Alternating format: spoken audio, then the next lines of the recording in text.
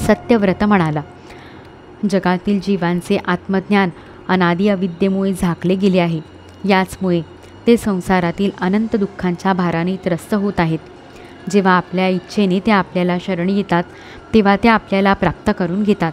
म्हणून आम्हाला मुक्ती देणारे परमगुरू आपणच आहात. हा जीव अज्ञानी आहे, आपल्याच कर्मांनी बांधलेला आहे. सुखाच्या इच्छेने तो दुःखदायक कर्मांचे अनुष्ठान करतो. ज्यांची सेवा केल्यामुळे त्यांचे हे अज्ञान नष्ट होते तेच माझे परमगुरू आपण माझ्या हृदयाची अज्ञानरूप गाठ तोडून टाका.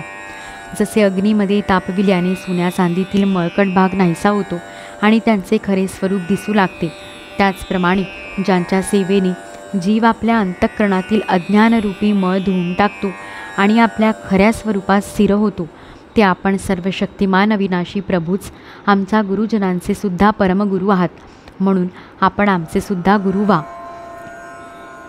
सर्व देव, गुरु आणि संसारातील अन्य जीव या सर्वांनी मिळून जरी कृपा केली तरीसुद्धा ती आपल्या कृपेच्या 10,000व्या अंशा इतकी सुद्धा असू शकणार नाही. अशा आपणास मी शरण आलो आहे. जसा एखादा अंधळ्याला आपला मार्गदर्शक बनवितो त्याचप्रमाणे अज्ञानी जीव अज्ञानी माणसालाच आपला गुरु बनवितो. आपण सूर्याप्रमाणे स्वयंप्रकाशी आणि सर्व इंद्रियांचे प्रेरक आहात. आत्मतत्वाचे जिज्ञासू असलेले आम्ही आपल्यालाच गुरु केले आहे. अज्ञानी मनुष्य अज्ञानी मनुष्यांना ज्या ज्ञानाचा उपदेश करतो ते तर अज्ञानच असते. त्यामुळे संसाररूपी घोर अंधकाराचीच प्राप्ती होते. परंतु आपण मात्र त्या अविनाशी आणि अमोघ ज्ञानाचा उपदेश करता. त्यामुळे मनुष्य सहजपणे आपल्या खऱ्या स्वरूपाला प्राप्त करून घेतो. आपण सर्व लोकांचे सुहृद, प्रियतमेश्वर आणि आत्मा आहात. गुरु त्यांचे द्वारा प्राप्त होणारे ज्ञान आणि इष्टवस्तूची प्राप्ती हे सुद्धा आपलेच स्वरूप आहे. असे असताही इच्छांच्या बंधनात जखडले जाऊन लोक आंधळे झालेले आहेत. त्यामुळे आपण त्यांच्या हृदयातच विराजमान असताना या गोष्टीचा त्यांना पत्ताच नाही. आपण पूजनीय परमेश्वर आहात. आपल्याकडून ज्ञान प्राप्त करून घेण्यासाठी मी आपल्याला शरण आलो आहे. भगवन, परमार्थ प्रकाशित करणाऱ्या आपल्या वाणीने आपण माझ्या हृदयातील अज्ञान ग्रंथी तोडून टाका आणि आपले स्वरूप प्रगट करा. श्री शुक म्हणतात, परीक्षिता, अशी प्रार्थना करणाऱ्या राजाला मत्स्यरूपधारी पुरुषोत्तम भगवंतांनी प्रलयाच्या समुद्रात विहार करीत असतानाच आत्मतत्वाचा उपदेश केला. भगवंतांनी राजर्षीला आपल्या स्वरूपाच्या संपूर्ण रहस्याचे वर्णन करीत असताना ज्ञान, भक्ती आणि कर्मयोगाने परिपूर्ण अशा दिव्य पुराणाचा उपदेश केला. त्याला मत्स्य पुराण म्हणतात.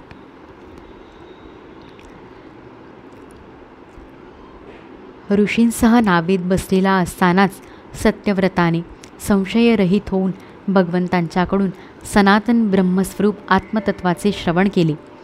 यानंतर जेव्हा प्रलयकाळ संपून ब्रह्मदेव उठले तेव्हा भगवंतांनी हयग्रीव असुराला मारून त्याचेकडून वेद मिळवून ते ब्रह्मदेवांना दिले. भगवंतांच्या कृपेने राजा सत्यव्रत ज्ञान आणि विज्ञानाने संपन्न होऊन या कल्पामध्ये वैवस्वत मनू झाला. आपल्या योगमायेने मत्स्यरूप धारण करणारे भगवान विष्णू आणि राजर्षी सत्यव्रत यांचा हा संवाद व हे मोठे आख्यान ऐकल्याने मनुष्य पापांतून मुक्त होतो. जो मनुष्य भगवंतांच्या या अवताराचे दररोज कीर्तन करतो त्याचे सर्व संकल्प सिद्धीला जाऊन त्याला परमगती प्राप्त होते.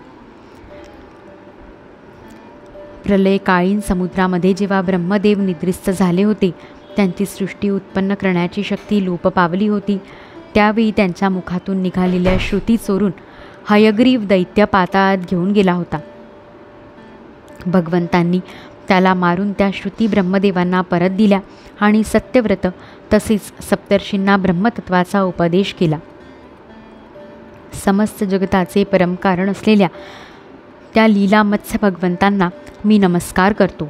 अध्याय 24 समाप्त.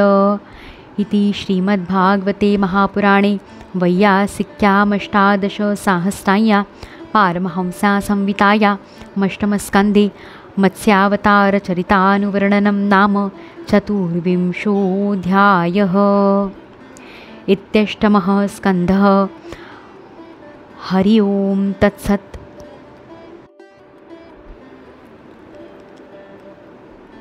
यदक्षरपदभ्रष्टं मात्राहीनं तु यद्भवेत् तत्सर्वं क्षम्यतां देव नारायण नमोऽस्तु ते। मन्त्रहीनं क्रियाहीनं भक्तिहीनं सुरेश्वर यत्कृतं तु मया कर्म परिपूर्णं तदस्तु मे। भवे भवे यथा भक्तिः पादयोस्तव जायते तथा कुरुष्व देवेश नाथस्त्वं नो यतः प्रभो। नाम संकीर्तनं यस्य सर्वपापप्रणाशनं प्रणामो दुःखशमनः तं नमामि हरिं परं। त्वदीयं वस्तु गोविन्द तुभ्यमेव समर्पये तेन त्वदङ्घ्रिकमले रतिं मे यच्च शाश्वतीं। श्रीकृष्णार्पणमस्तु।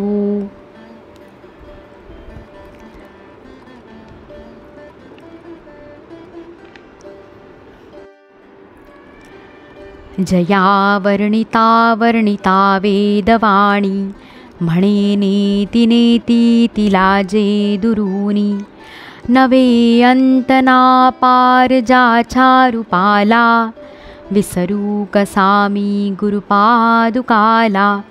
हृदयांतरी वसेतु श्रीगुरुमाऊली वरदहस्तधर मम श्री।